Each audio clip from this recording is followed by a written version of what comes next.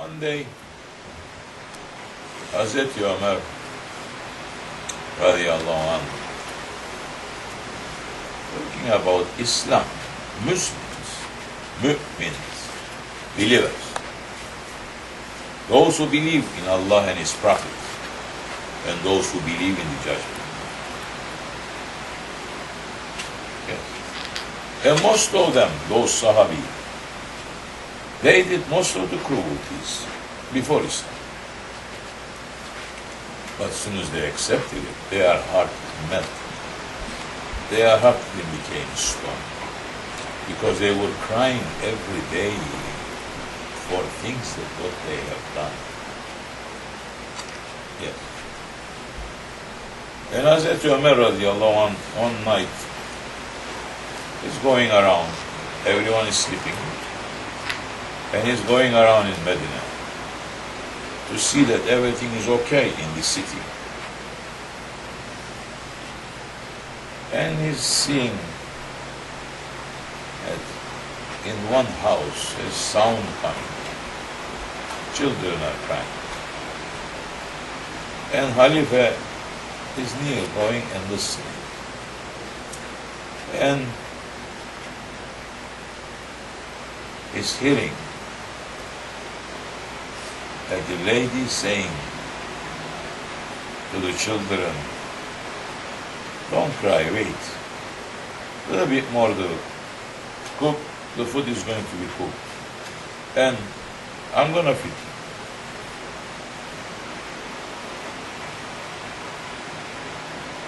And Khalifa Omar is hearing, waiting. She's saying the same thing. And he said, something is wrong. Ya Allah, Bismillah. He knocked on the door, and he opened and he entered. Saying, Salaam alaikum. Alaikum salam. Saying, oh lady, see, there is a fire going on. When this is going to be cooked to feed those children, they went to have sleep from hunger, and they just waking up from the hunger again and crying. And why you are not keeping your job properly to feed them early? It's saying, oh, stranger, leave me alone. Do you think that the stone that is inside the pan is ever going to be cooked? Because I'm just fooling these children. And saying, what happened? Where is their father? Says, their father is dead. He went to a war and he is dead. And she says something wrong about Khalifa. And saying that I'm going to take my right from the Khalifa in the judgment.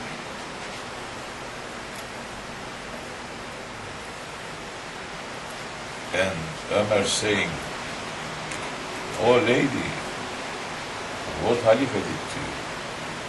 And you are saying these things about Khalifa. She said, this children's father died in the war. And Khalifa is not knowing that I am here alone. I have nothing. And Khalifa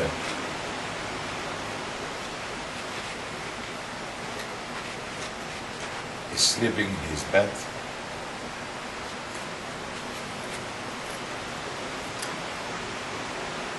And she said,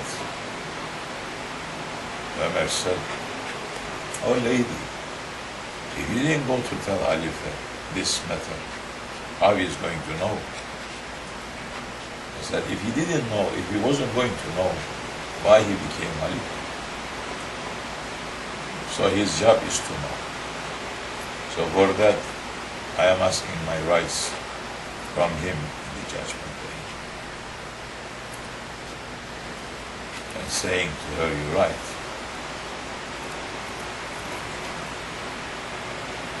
You are very right. It's highly bad to know that your husband died in the war. And you have to think." So he said, "Wait, I'm coming." And he went back to Beitul Mal. He got 1 can of oil, 1 big bag of flour. He got so many things. Khalifa put it on his neck, and he is going. Ibn Abbas radiallahu anhu was with him when they were traveling, and Ibn Abbas had watched the incident. And Khalifa came back saying, "Yeah, Ibn Abbas, come." And they came to Beitul Mal and saying, "Put all this on me." He says, "No, I have to help you." He says, "No, you cannot help me. I have to carry all this." He says, "Ya Khalifa, I am here to help you." He says, "No, you are helping me today in this world. But how are you going to help me in the judgment? So for that, let me do, because the burden is on my neck." And he carried. He came home to that lady. The fire almost turned off. Khalifa went down, put the fire, start blowing in, and prepare everything, and cook. And the lady saying,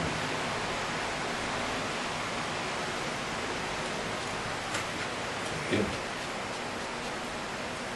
that inshallah, Allah gives you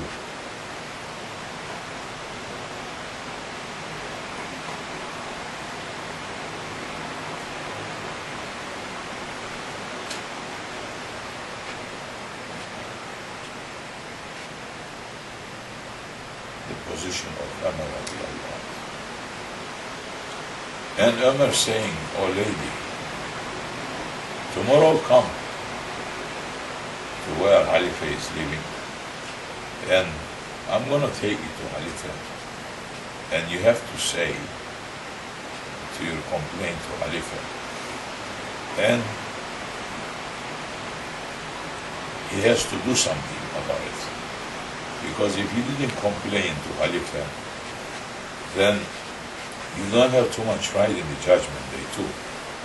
So you have to go to complain to him now. And I'm going to be witness." And lady saying, "Okay." And they left everything. And Khalifa came. And Ibn Abbas radiallahu anhu was shocked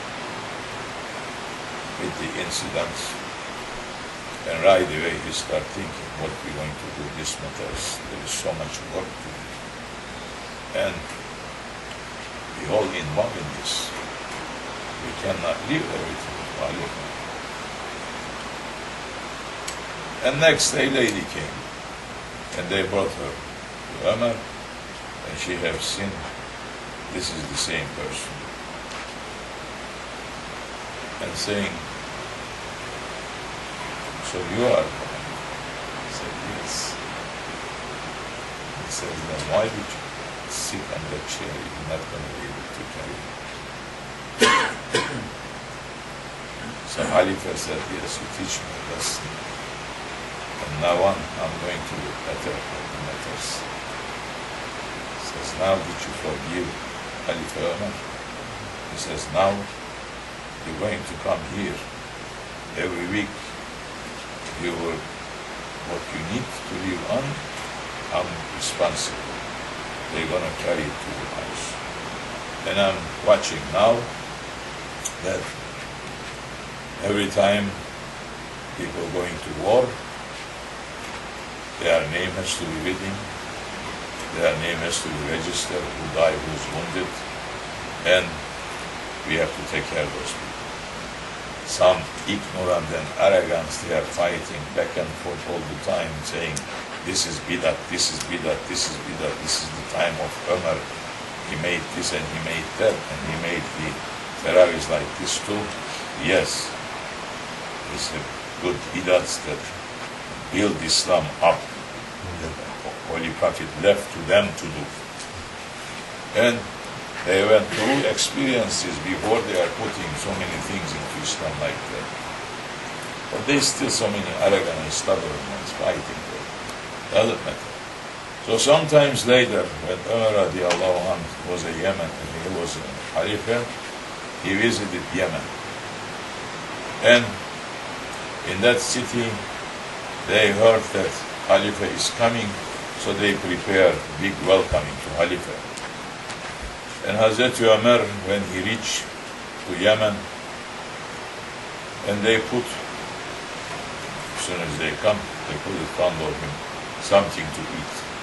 And what they put in front of him to eat was some honey that is coming from that part of the world, and some dry bread, because they didn't have too much. And Omar radiallahu anhu saying to them, oh,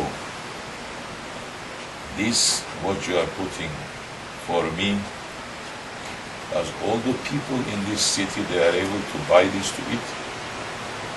I say, yeah, Omar, how anybody is going to reach to buy a honey like this to eat?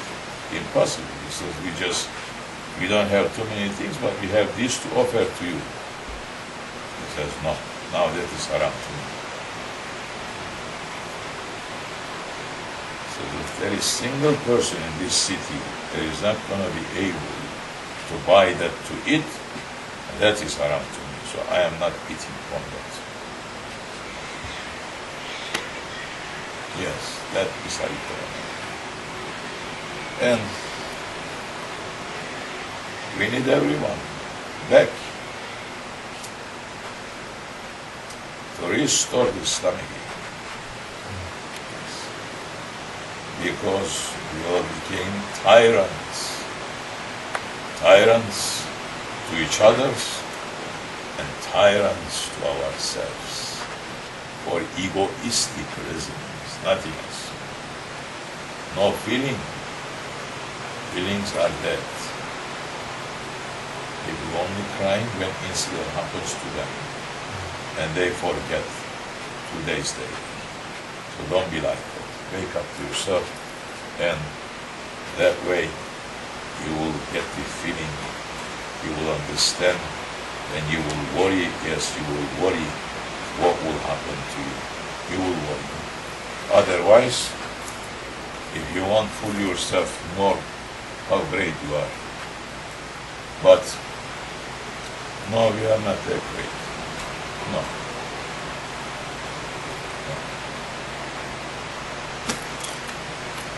Inshallah, this much is enough for you for another year maybe.